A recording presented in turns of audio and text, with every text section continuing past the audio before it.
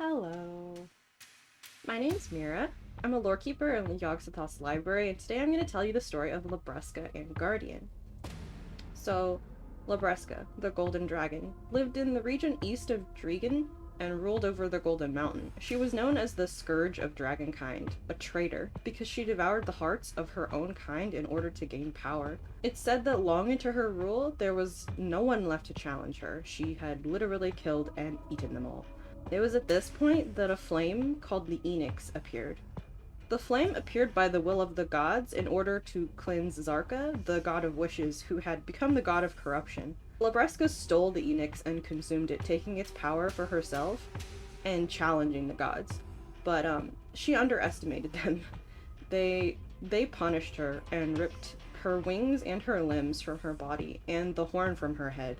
This is the horn that would eventually be used to create the Labreska helmet. They cursed the Golden Mountain and the lands around it, and it became the Mountain of Eternal Winter. It is here the Labreska would experience her first death. Labreska would be kept alive only by the power of the Enix that was nestled within her heart, and she would hide within the Mountain of Eternal Winter in a place that would come to be called the Haven of Slumbering Origin. From her first death, the 7 Witches of Everfrost would be born, and they would teach humans how to kill dragons.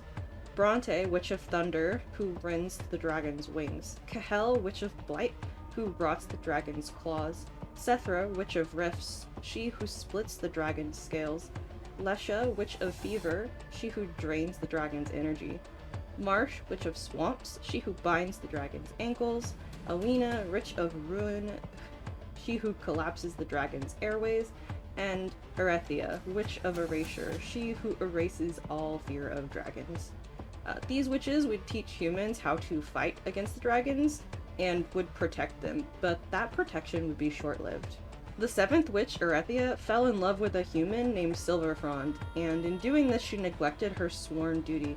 The other 6 witches recanted the wisdoms and blessings that they bestowed upon Silverfrond and cursed him. And as punishment for her betrayal, they slew Erethia with Labreska's fang. Seeking to remove his curse, Silverfrond would flee to Orzeka in search of the god of wishes, Zarka.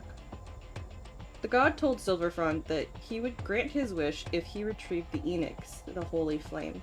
So, Silverfrond climbed the Mountain of Eternal Winter, only to find Labreska still alive, living her second life with the Enix nestled in her heart.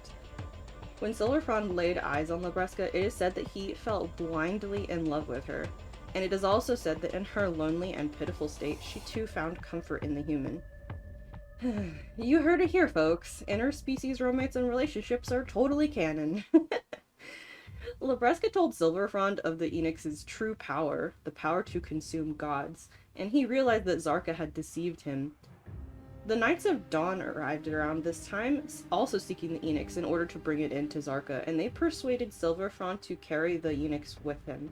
Silverfrond would take the Enix with Labreska's permission because she loved and trusted him, and he promised to return with it because he knew that the flame was her life and she would die if she went too long without it. Because Labreska allowed Silverfrond to take it, the 6 witches could do nothing but watch. As soon as Silverfrond left, a deadly winter descended upon the mountain. Labreska's second life had come with a terrible price, and in the absence of the Enix, something dark consumed her from within. We find out later in the story that this something was the Black Spirit of Origin, which was resting in the Mountain of Eternal Winter. It would be the same one that would later possess Dayan and attempt to possess Markthenon. He would whisper to Labreska in her despair that Silverfrond had abandoned her, betrayed her, and did not love her at all. When in truth, Silverfrond had actually been slain on his way back from Orzeka by Drakania and her shard, as revenge for all the dragons Labreska had murdered. And so Labreska's last sliver of hope evaporated, and she died her second death, along with her 6 witches. From Labreska's second death will be born the Abets, from her wounds, the Okjinshini from her tears, and the Guardians from her black blood. The Guardians would call the golden dragon Omua, which means mother, and they would make it their mission to retake the Enix and protect it. It is because of this long history of betrayal and murder that Drakania and Guardian are destined to forever be at odds, one seeking to destroy the Enix, so that the Paradise of Dragons may return, and the other seeking to protect it in order to preserve the power of their mother. So yeah, ta-da! That's the story of Labreska and her children, the Guardians. I hope this was informative and entertaining in some way. I definitely soaked up the story from the Mountain of Eternal Winter questlines. I'm a huge sucker for any kind of lore that involves dragons, and I just loved it so much. It's very dramatic, and you can tell that the writers put a lot of heart and, like, thought into it. So yeah.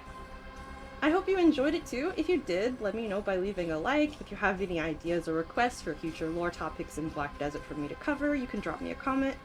And if you don't want to miss any future lore videos, you can hit that subscribe button. So yeah, thank you so much for watching, and I will see you next time here in the library.